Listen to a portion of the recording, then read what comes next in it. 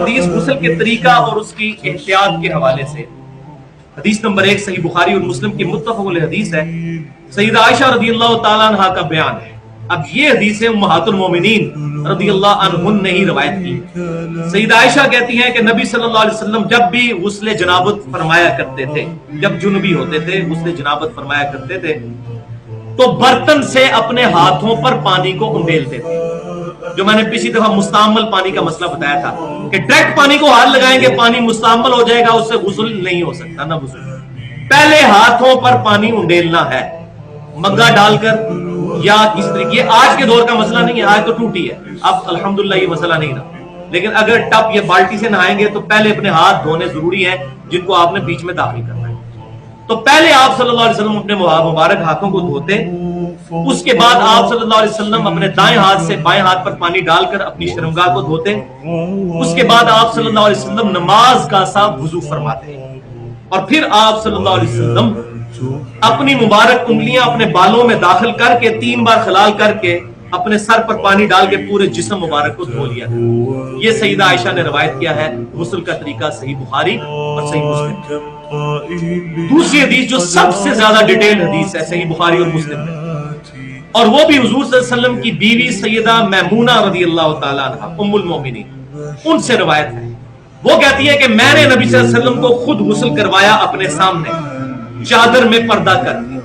سامنے چادر کا پردہ میں نے لا کر برتن رکھا اور میں نے آپ صلی اللہ علیہ وسلم کے غسل کو آبزرو کیا. یعنی وہ ڈائریکٹلی اتنا نہیں، مطلب چادر کے پردے میں ہی اندازہ ہو جائے. تو کہتی ہے کہ میں نے دیکھا کہ نبی صلی اللہ علیہ وسلم نے پہلے اپنے دونوں ہاتھوں کو دھویا، اس کے بعد آپ صلی اللہ علیہ وسلم نے 3 دفعہ کلی فرمائی اور ناک میں پانی چڑھایا. پھر 3 دفعہ آپ صلی اللہ علیہ وسلم نے اپنے چہرہ مبارک کو دھویا. سیدہ عائشہ نے تو مختصر بات کی تھی وضو، یہاں ڈیٹیل چل. پھر 3 دفعہ دونوں بازوؤں کو دھویا کونیوں سمیت. پھر آپ صلی اللہ علیہ وسلم نے، اچھا اس میں ایک بات سکپ ہوگی مجھ سے کہ یہ ہاتھ پہ پانی اڈیلنے کے بعد آپ صلی اللہ علیہ وسلم نے اپنا مبارک ہاتھ زمین پر رگڑا، مٹی لگا کر اپنی شرمگاہ کو دھویا تاکہ وہاں پر جو منی وغیرہ لگی ہو وہ دھل جائے. آج کے دور میں آپ سمجھ لیں صابن ہو گیا. اس کے بعد آپ صلی اللہ علیہ وسلم نے 3 دفعہ کلی کی، 3 دفعہ ناک میں پانی چڑھایا. کلی والا پانی ہی ناک میں، میں نے بتایا تھا، اسی پانی کو ناک میں اور اس طریقے سے سپایا. پھر 3 دفعہ چہرہ مبارک دھویا، 3 دفعہ دونوں ہاتھ کونیوں سمیت دھوئے. اس کے بعد آپ صلی اللہ علیہ وسلم نے اپنے مبارک سر پر 3 دفعہ پانی ڈال کر اس کو صحیح طریقے سے مل کر دھویا. اور پھر آپ صلی اللہ علیہ وسلم غسل والی جگہ سے الگ ہوئے اور باہر نکل کر آپ صلی اللہ علیہ وسلم نے اپنے مبارک پاؤں بھی دھوئے. یہ اس صورت میں ہے کہ اگر کسی ٹوائلٹ کے اندر غسل کرتے ہوئے پانی زمین پر جمع ہو جاتا ہو، وہاں پر الگ سے پاؤں دھونا ضروری ہو جاتا ہے. ہمارے جو ٹوائلٹس بنے ہوئے ہوتے ہیں اس میں جب نہاتے ہیں ہم تو پانی ساتھ ساتھ بہتا چلا جاتا ہے ڈھلوان کی وجہ سے، اور نیچے جو ہے وہ ٹائلز بھی لگی ہوتی ہیں، اس میں الگ سے پاؤں دھونے کی ضرورت نہیں ہے. اندر ہی دھل گئے تو دھل گئے. لیکن پرانے زمانے میں تو یہ چیزیں نہیں تھی، تو پاؤں گندے ہو جاتے تھے. ظاہر ہے زمین پہ کیچڑ بھی بن جاتا تھا، مٹی ہوتی تھی، تو وہ پاؤں الگ سے دھونے پڑتے تھے. یہ میں نے مسئلہ اس لیے زیادہ سے کلیئر کر. لیکن آج بھی جو اس سنت پہ عمل کرے اس کے لیے ثواب ہی ثواب ہے انشاءاللہ. تیسری حدیث سنن ابی داؤد، سنن ابن ماجہ اور مسند امام احمد میں ہے. سیدنا علی رضی اللہ تعالیٰ عنہ کہتے ہیں کہ میں نے نبی صلی اللہ علیہ وسلم سے یہ بات سنی، جس نے بال کے برابر جگہ بھی دھونے سے چھوڑ دی غسل کے درمیان تو اس کی اس جگہ کو قیامت والے دن دوزخ کا عذاب کیا جائے گا. بولے آپ. پھر آپ فرماتے ہیں 3 دفعہ آپ نے فرمایا سیدنا علی نے، میں نے اپنے سر کے ساتھ دشمنی کی، میں نے اپنے سر کے ساتھ دشمنی کی، میں نے اپنے سر کے ساتھ دشمنی کی اور اپنے سر کے بال منڈوا دیے اس ڈر سے کہ کہیں میرے سر کے بال خشک نہ رہیں. اتنی آج کل وہ مسئلہ نہیں، شاور میں پانی کی وجہ سے، بہتات کی وجہ سے خشک نہیں رہے گا، لیکن اس زمانے میں پانی کی بھی قلت ہو. لیکن یہ سیدنا علی کی آپ احتیاط دیکھیں. ہم دین کے مسئلوں کو کتنا کیجول لیتے ہیں اور وہ کتنا اس کو کانشیس طریقے سے لیا کرتے تھے، کتنا اس کو سیریس لیا کرتے تھے. تو اس سے یہ بات بھی پتہ چلی کہ یہ جو ہمارے تبلیغی جماعت کے بھائی ہیں، جن کو ہمارے وہ بریلوی بھائی کہہ دیتے ہیں، یہ خارجی ہیں، یہ سر مڈاتے ہیں. تو سر مڈانے سے خالی کوئی خارجی نہیں ہو جائے گا جب تک خارجیوں والے عقیدے نہ ہو.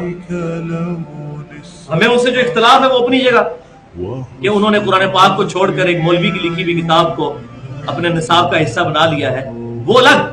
لیکن اس بنیاد پہ کسی کے سر منڈانے کو ہم یہ نہیں کہہ سکتے یہ خارجی ہو گیا سر منڈانے والا. سیدنا علی جو ہے جن کی وجہ سے خوارج پیدا ہوئے وہ سر منڈایا کرتے تھے. تو سر منڈانا جو ہے یہ صحابہ کرام سے ثابت ہے، لیکن بہتر یہی ہے کہ سر پہ بال رکھے جائیں جیسے نبی صلی اللہ علیہ وسلم کے بال مبارک تھے، کبھی آدھے کانوں تک. اور یہ مسئلہ نمبر 32 جو ہے وہ کریٹیکل ترین گفتگو ہے 50 منٹ کی، مسلمان مردوں اور عورتوں کے بالوں کے احکام. اہل سنت پاک.com پہ میں نے ڈیٹیل کے ساتھ بیان. چوتھی حدیث صحیح مسلم میں ام سلمہ رضی اللہ تعالیٰ عنہ کہتی ہیں ام المومنین کہ میں نے نبی صلی اللہ علیہ وسلم سے ریکویسٹ کی کہ یا رسول اللہ صلی اللہ علیہ وسلم میرے سر کے بال بہت زیادہ ہیں اور میں ان کو جو ہے وہ گوندھ کے رکھتی ہوں، تو میں جب غسل جنابت کیا کروں تو کیا اپنے سر کے سارے بال کھولا کروں غسل کرنے کے لیے؟ تو آپ صلی اللہ علیہ وسلم نے فرمایا نہیں، تمہیں سر پر 3 دفعہ پانی ڈال لینا کافی ہے، بالوں کے کھولنے کی ضرورت نہیں. تو عورتوں کو غسل جنابت کے لیے سر کے بال کھولنے کی ضرورت نہیں. بلکہ اگلی حدیث صحیح مسلم میں بھی، یہ بھی صحیح مسلم کی، اس سے اگلی بھی صحیح مسلم میں سیدہ عائشہ کو کسی نے بتایا کہ ابن عمر رضی اللہ تعالیٰ عنہما لوگوں کو، عورتوں کو یہ حکم دیتے ہیں کہ وہ اپنے بالوں کا جوڑا اور یہ پراندہ وغیرہ اور یہ گت وغیرہ کھول کے تو بال دھویا کریں. تو سیدہ عائشہ کو بڑا غصہ ہے، انہوں نے کہا ابن عمر ان کو یہ کیوں نہیں کہہ دیتے کہ یہ اپنے سر کے بال ہی منڈا لیں عورتیں؟ ان کو نہیں یہ بات پتا کہ میں نے نبی صلی اللہ علیہ وسلم سے جب یہ بات پوچھی تھی کیا میں اپنے سر کے بال کھول کر جو ہے وہ غسل کیا کروں، جنابت کا اتارا کروں؟ تو آپ صلی اللہ علیہ وسلم نے فرمایا غسل جنابت کے لیے عورتوں کو بال کھولنے کی ضرورت نہیں، 3 دفعہ پانی ڈال لینا کافی ہے. لیکن ایک بات یاد رکھیں، یہ صرف جنابت کا غسل ہے. اگر حیض کا غسل ہے یا نفاس کا اس کے لیے مسئلہ الگ ہے. وہ سیدہ عائشہ سے ہی روایت ہے جامعہ ترمذی میں اور سنن ابن ماجہ کے اندر، نہیں سوری صرف سنن ابن ماجہ میں ہے. سیدہ عائشہ کہتی ہیں کہ میں حائضہ تھی تو نبی صلی اللہ علیہ وسلم نے مجھے حکم دیا کہ میں سر کے بال کھول کر نہاؤں.